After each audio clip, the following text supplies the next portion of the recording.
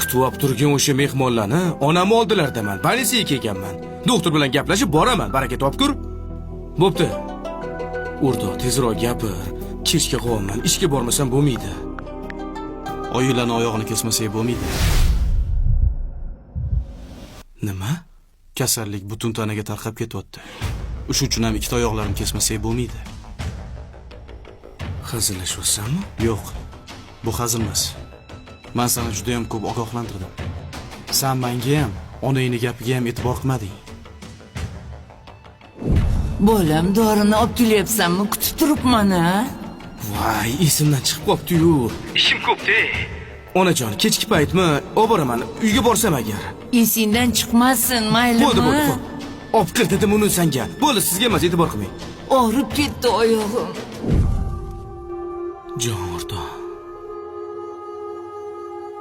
Bor boyligim seniki. Nima so'rasang beraman. Lekin onamni oyoqlarini kesma.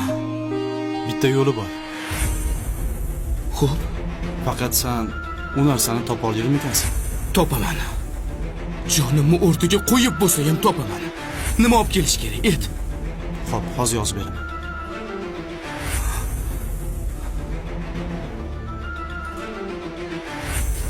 Mana.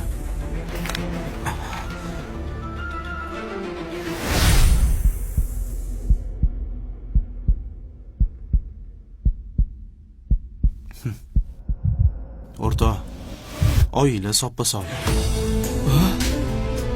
2 oydan beri muolaja qilamiz. Oyog'im og'rib, uyga chiqolmay o'tiribman. Dori olib kelib bergin desam, o'rtog'ingni vaqti yo'q menga. O'rtog'im ishi ko'p-da. Mana, buni oling. Nima bu bola? Bu bo'g'imlarning og'rig'i uchun.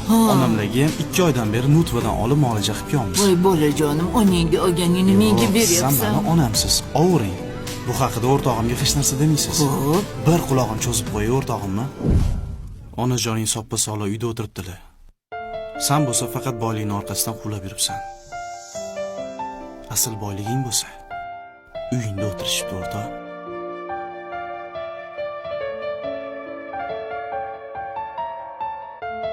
Ko'zim ochganing uchun rahmat. Onam, Ko'tar.